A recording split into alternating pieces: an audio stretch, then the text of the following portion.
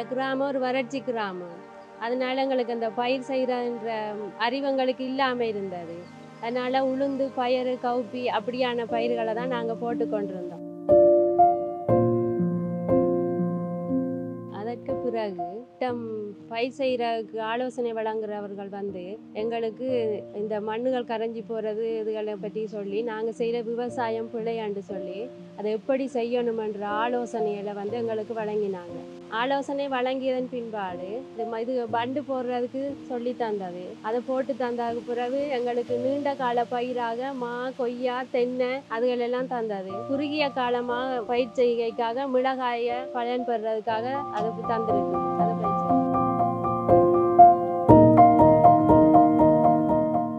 2018ஆம் ஆண்டு முதலாக நாங்கள் இந்த கிராமத்துக்குள்ளே வந்து ஆய்வு செய்யும் போது இந்த இடங்கள் எல்லாமே அவங்கள் வந்து பருவ காலத்திற்கான பயிற்சியை மட்டுமே மேற்கொண்டிருந்துச்சுன்னா கூடுமான அளவுக்கு இந்த மண்கள் வந்து கழுவப்பட்டு குளத்துக்கு போகிறத வந்து நாங்கள் இனங்கண்டிருந்த நாங்கள் அதுக்கு பிறகு வந்து இந்த மக்களோட கலந்துரையாடி ஆலோசனைகள் எல்லாம் வழங்கப்பட்டு அதுக்கு அமைவாக இந்த கண்டுகள் எல்லாம் நடப்பட்டு இருக்குது. இப்போ பார்க்கும்போது உண்மையாகவே வருமானம் தரக்கூடிய மாதிரி மரங்கள் இருக்கிறதோட வருடம் முழுவதுமான ஏதோ ஒரு வகையிலான வருமானத்தை கொண்டு நடத்தக்கூடிய மாதிரி இவங்களுடைய காணிகள் வந்து இப்போ மாறுபட்டு இருக்கிறத நாங்க அவதானிக்கக்கூடிய மாதிரி இருக்குது.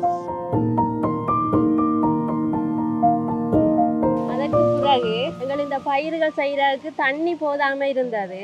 அதனால அந்த தண்ணியை குறைச்சி செய்யற மாதிரிக்கு எங்களுக்கு இந்த தூவல் முறையை தந்து அதன் மூலம் நல்ல பலனை பெறுறதுக்கு எங்களுக்கு செய்து தந்திருக்கிறாங்க. திட்டத்தினூடாக எங்களுக்கு இந்த வேலிக்கு கிழ்சூரியா தந்திருக்கிறாங்க.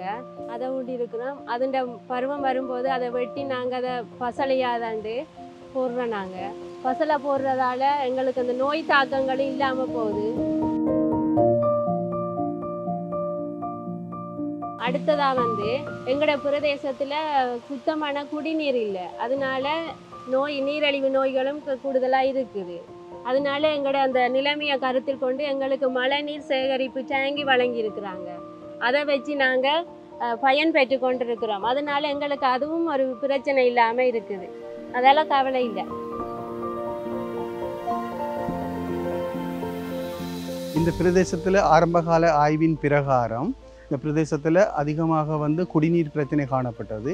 இப்போ குடிநீர்ன்றது வந்து நிலத்தடி நீர் வந்து அதிகமான கல்சியம் காணப்பட்டதன் காரணமாக குடிப்பதற்கு உகந்ததாக இல்லாததனால் திட்டத்தினூடாக மழைநீர் தாங்கிகள் வழங்கப்பட்டு அந்த மழைநீர் தாங்கியினை எவ்வாறு பராமரிப்பது தொடர்பான விழிப்புணர்வும் வழங்கப்பட்டு அவர்களை மழைநீர் தாங்கி குடிப்பதற்கான ஒரு பயிற்சியும் வழங்கப்பட்டிருக்குது.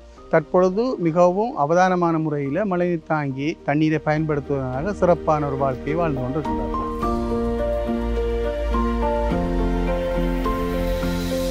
அதோட எங்களுக்கு தென்னை வந்து இப்போ காய்க்கிறதால தேங்காய்க்கு எங்களுக்கு பஞ்சம் இல்லை. எங்களோட வீட்டு சிலவுக்கோ விற்கிறதுக்கும் எங்களுக்கு பிரச்சனை இல்லை. மற்றது மாமரம் காய்க்குது. மாமரத்தை பழங்களை விற்கிறது வச்சு பிள்ளைகளுக்கு சாப்பாட்டுக்கு எடுக்கிறோம். கடையில் காசு கொடுத்து வாங்க தேவையில்லை. அதை விட மற்றது எங்களுக்கு தேவையான அன்றாட சமையலுக்குரிய பயிர்கள், கத்தரி, வண்டி, பைத்தண்டு எல்லாம் நாங்கள் அது போட்டிருக்கிறோம். அதுகளை வந்து நாங்கள் கடையில் போய் வாங்கி எதுவும் செய்யணுமெண்டு அப்படியெல்லாம் ஒன்றும் இல்லை. எங்களோட அன்றாட செலவுக்கு எங்களுக்கு வருமானம் வந்து கொண்டிருக்குது.